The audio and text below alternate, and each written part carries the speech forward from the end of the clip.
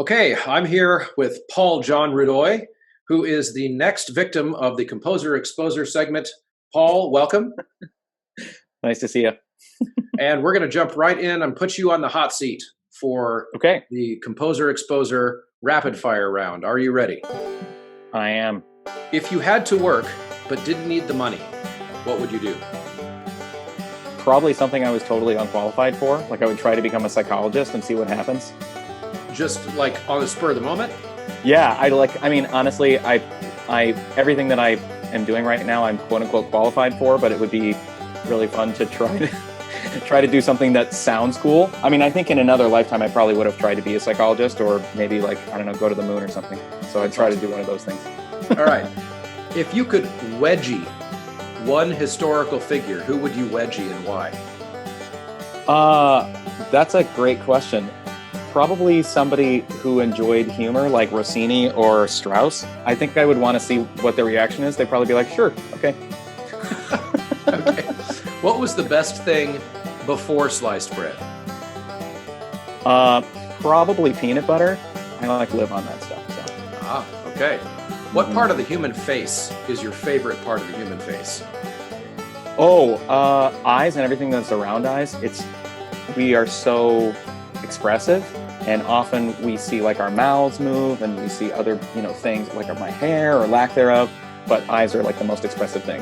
Okay. Awesome. If you could only speak one word for a whole day to get you through the day, what word would you choose? All of my friends. Tim DeCash knows this well, but probably whoa. Ah. Or Okay. because I get very excited about almost everything. I will get, the judges will give you whoa. I don't know that counts as a word. Yeah, it's an extreme word. Okay, and then the last one, no one will come to your house to check this, so do your best. Okay. How many pennies would fit in the room you're in right now? In the room that I'm in, I don't know. It's a pretty big studio, probably 10 or so. 10 Million. pennies? Oh, 10 Million. 10 million pennies. I love Okay. that. Yeah, 10 giant pennies. Yeah, Okay. exactly. Gotcha. All right. Well, you survived. You survived. Yeah. All right. So tell us about some of the work that you've published on Graphite. If you had to pick a favorite thing you have on Graphite, what would that be? Yeah, I mean, I guess I should say that the pieces on Graphite that have been successful, specifically Gamaya, has really taken off, and I've really enjoyed experiencing that with people. But if I were a dog, the piece that I wrote last year and published last year is, I think, the most dear to me because it kind of came out of nowhere, similar to Gamaya. And I don't have a dog. And I saw that text and I decided I wanted to set it. And by the time I finished, it's because of the poem, but by the time I finished the piece, I was just like weeping daily trying to like get through it. Because the poem is so great. It goes from the moment of like peeing on the side of the road to finding the right master for you, including if you're beaten, you have the ability to leave and find a better master.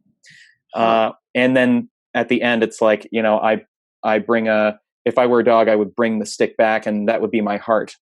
It's like, I just can't, I don't know. So setting that made me realize that a newfound respect for animals and pets and how they affect us emotionally. And I'm really proud of the piece. So. Do you have a dog now then? We, weirdly, we got a dog, but it was through the grapevine. So it was a 9-year-old corgi. Okay. And it turned out that she had late stage kidney disease. So she died within 2 weeks of us getting her. But as sad as that is, it also was a real blessing in disguise because we were able to give her a really comfortable environment, which to die. And that's something that many humans and many animals don't get. So I'm excited to get a slightly younger dog at some point. Yeah, so that's really cool. And I will also vouch, listeners, I will vouch for Gamaya. We just did that with our boys at school. And great. Yeah. My associate teacher bought it and mostly did most of the teaching. We team teach. It's a larger choral program, high school choral program. We did it with our beginning boys. And Cool. we could have done more with it, of course, with our older boys, but it was they loved it, and we were able to be creative with it. So that one I would recommend for sure. But I'm going to have to check out the dog piece because I'm definitely a dog person. Oh, thank you so much. Yeah, Gamaya and If I Were a Dog both just kind of wrote themselves, which is always a wonderful surprise as a composer. Hmm. So Yeah. Well, thank you so much. And we're really excited to check out some of your music and make sure that people head over to Graphite and check out some of Paul's music. And I'm sure you're working on more. Do you have any coming up? yeah, actually, I'm a part of an art song consortium with 4 different composers in Graphite, and so this Oh, is a setting of a translation of a mystic poet by Daniel Ladinsky. It's St. Thomas Aquinas, and it's called "The Pulse of God." And I've split it up. It's one poem, but I've split it up into 3 small miniatures. okay. So it is a song cycle, but each is 1 to 2 minutes. I'm excited because it's starting as a song cycle, but I'm definitely planning for it to be a choral piece as well. That's great. And for a lot of us in the choral profession, we are choir directors, but also teach private voice lessons and do all the other things. So there'd be an opportunity to find some new and interesting lit for your kids. Well, Yeah. thank you, Paul, for coming on, and have a great day. Thank you. See ya.